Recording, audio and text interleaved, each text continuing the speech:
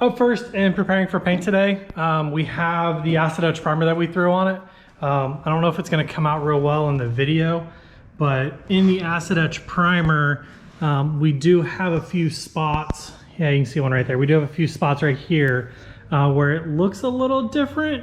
And when we go ahead and spray the metallic base that's on this truck, you're going to see that. It's going to come right through the metallic base. So what we're going to do is we're going to go ahead and knock all of this down nice and smooth using 600 grit probably. We'll knock down all of this acid etch area, and we'll knock down this acid etch area right here. And then once those two are knocked down, I'll go ahead and wipe off and surface prep the whole truck. After the whole truck's surface prepped, we're going to do a last check over, just make sure everything's ready to go. Because once we spray down that sealer coat on the outside of this door, our timer does start to get the whole thing done. We can stop at any point in time, but when we stop, it must cure, it must harden, and then I think the cans say 24 to 48 hour hardness or cure time. Might even be 12. I don't know, I'll look. But the cans do have a hardness time on them that once we stop, it must cure and harden for a certain amount of time before we can resand it and then repaint it and continue back up with the process. So it's best to just get it all in one shot. So that's what we're gonna do. We're gonna surface prep it and then try and get it all in one go.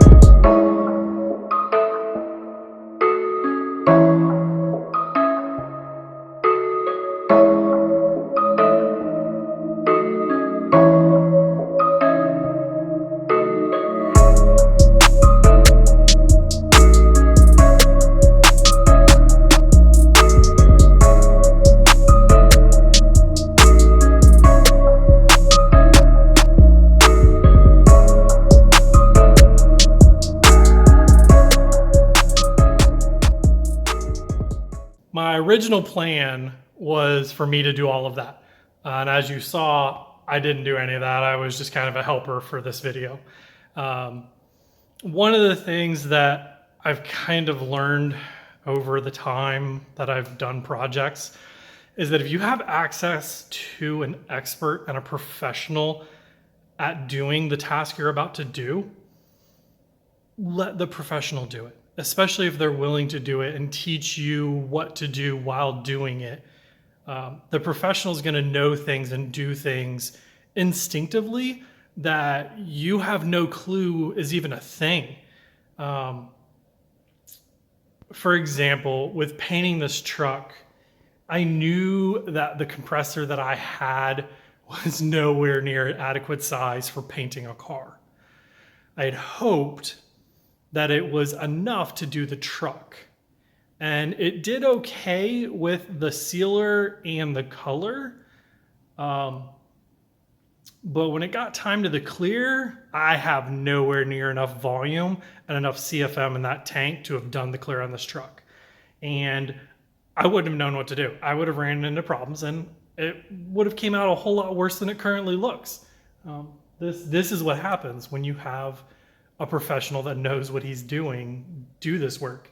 He was able to compensate for the undersized tank while he sprayed this. I will say, of all of the paint jobs I have ever seen him do, this is by far not the best and not the worst. However, given this isn't a paint booth, given the undersized air compressor, the paints that he has never sprayed before, not a single thing that's over on that shelf is a product line he's ever used. Maybe the Windex, but that's a cleaner. All the rest of this I bought, and he kind of was reading the instructions on and reading the ingredient mix and all the stuff I have no clue really about. So he kind of did all that on the fly with products that I gave him. And even then, like, this is absolutely ridiculously amazing. You will see that's not an amazing texture, if I can get my finger in it. In this whole area right here, by the way, that's my reflection. And all of this, right, you can see, you know, it's not super smooth. There is stuff in it. One of the things that him and I had talked about, I'm just going to pan while talking. One of the things that him and I had talked about is that due to the compressor being undersized, there was a lot of moisture in the line. And a lot of what I'm seeing in the paint is that moisture in the clear. So hopefully we don't have any adverse side effects of that, because moisture in your clear is usually gonna be a really bad day. So we won't really know until it fully hardens and I try and wet sand it tomorrow. But that's what we have. So of all of it, this is the worst that we have of any of this. There's this little bit of a run right here. That's it.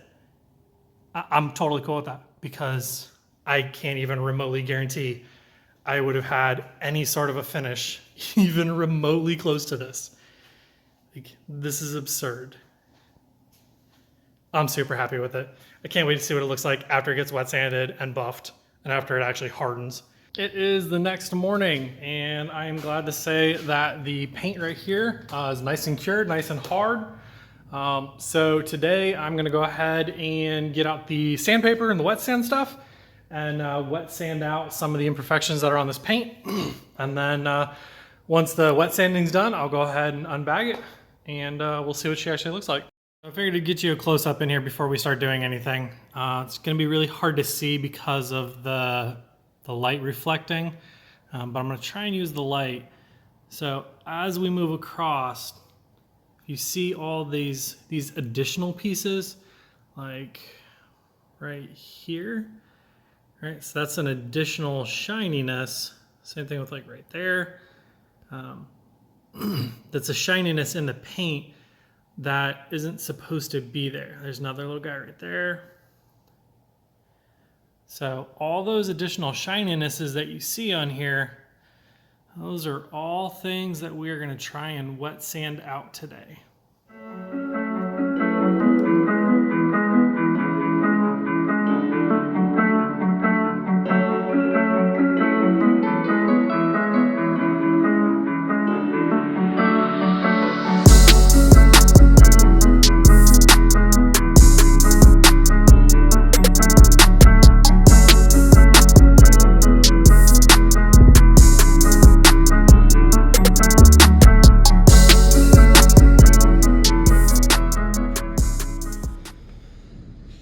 Wet sanding is done. There are a few little areas that are highs that I didn't really want to try and take down any further because it looks like it's trash that was in the base metallics, not in the clears.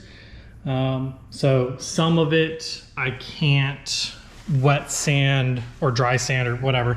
I can't sand down far enough to get rid of it without breaking through the clear, and I don't want to break through the clear. So some of these we're just going to leave however they are. Sorry, Todd.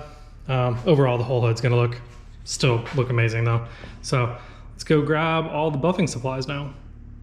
So we're going to go ahead and use the wool pad and the rubbing compound to get rid of the 2000 grit sand scratches here.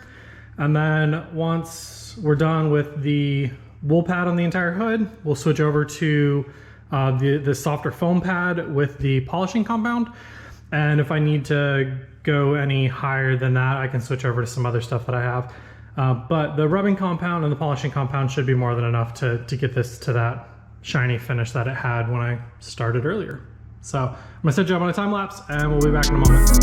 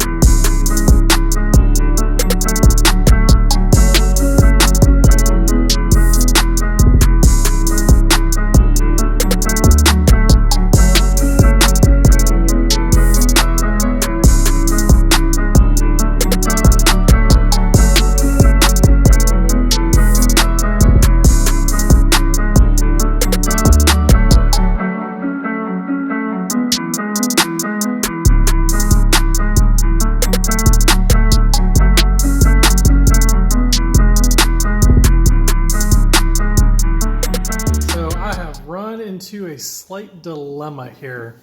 The rubbing compound that I have apparently isn't coarse enough to get out those 2000 scratches. I mean, if I come over here, it kind of is, all right? Because the two of these very obviously look different than each other. I spent significantly longer on this section, more than I was comfortable with, trying to get this section to look the way that it does. And even then, all of the scratches still aren't out. This had a single pass for about as long and as fast as I'm used to doing. Obviously, it is significantly shinier than the section that I sanded. But as you can tell in the reflection, like all of those scratches are still there. So I'm gonna go see if I can't find some rubbing compound that's coarser, I guess.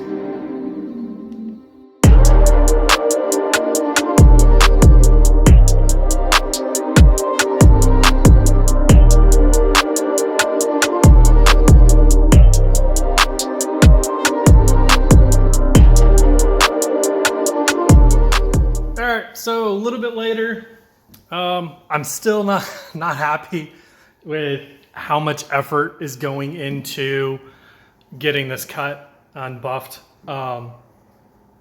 The compound that I have just isn't abrasive enough for what I'm doing. So it's like using 800 grit sandpaper to sand out after you used a grinder. Like, sure, maybe it'll work, but you are gonna spend days trying to rub this out and cut this out and get those sand scratches out. So I FaceTimed with my dad, the one who painted this. I kind of showed him where I was at and the dilemma and the problem that I was having, make sure that it wasn't just operator error, but like there actually was something here that's a problem. And he let me know that in the professional world, there are different grades of rubbing and cutting compounds. Obviously, I already knew that there's a rubbing compound and a polishing compound, and I have a few glazes over there. So I kind of already understood that there's gradients of polishing compounds. But for after wet sanding, like I did over here, and trying to buff this out, I guess 3M, and I'm sure other people, but 3M makes a heavy duty cutting compound for exactly what I'm trying to do. Some alternatives he gave me was to go look through my pile, which I'll probably do anyway, and see if I have any 3,000 or 5,000 grit sandpaper, since these are 2,000 scratches. And the rubbing compound I'm using is probably 5,000-ish. So if I can take this 2,000 up to 3,000 or up to 5,000 and then cut it with what I have, that might work. I'm waiting for him to get home, and then he'll look through his pile and see if he has a bottle of that. If not, I may end up just holding off and picking up a bottle from the paint supplier that I got all the rest of the stuff from. So I guarantee they have some. For now, I'm going to go look through my pile, see if I have any 3,000 and 5,000, just so I have it. I'm waiting for him to call me back. And then, irregardless of whatever I have or not, I think I'm pretty comfortable now with the splatter from buffing. Obviously, there is splatter, as you can see from all over here. There is some splatter, and I'm sure there's some on me too. Just kind of happens when you're so out of practice with buffing. So I think I have the splatter control under control from cutting this in. So I'm comfortable with going ahead and unbagging the truck and getting it fully untaped while I wait for him to call me back.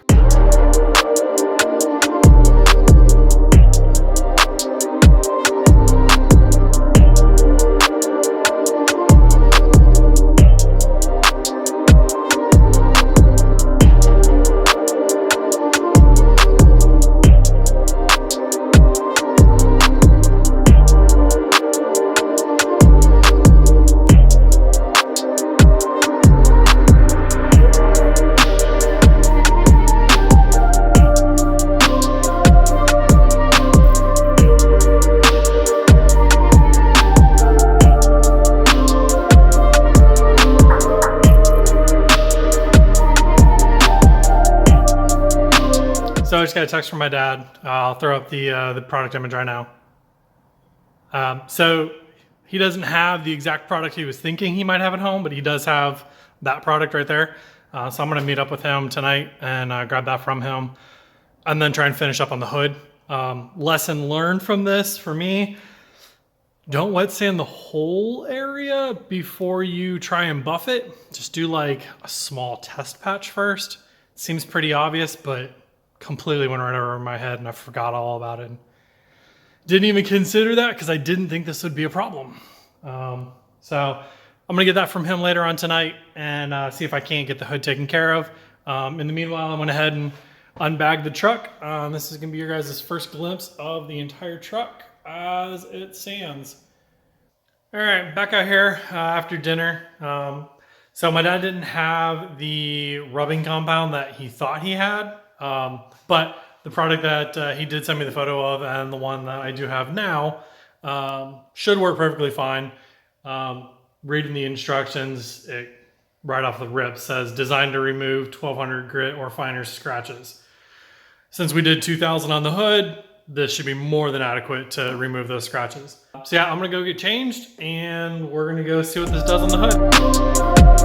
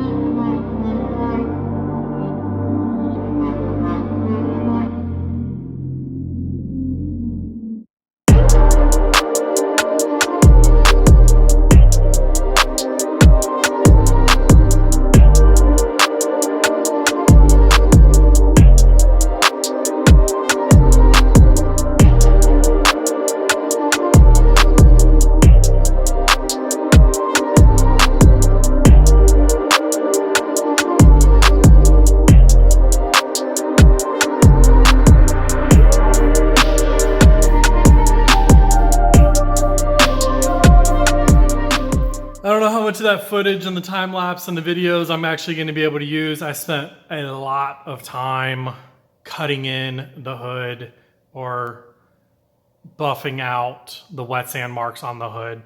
I spent a lot longer than I should have. I've got the whole thing pretty much evened out. You're going to see some weirdness in the reflections.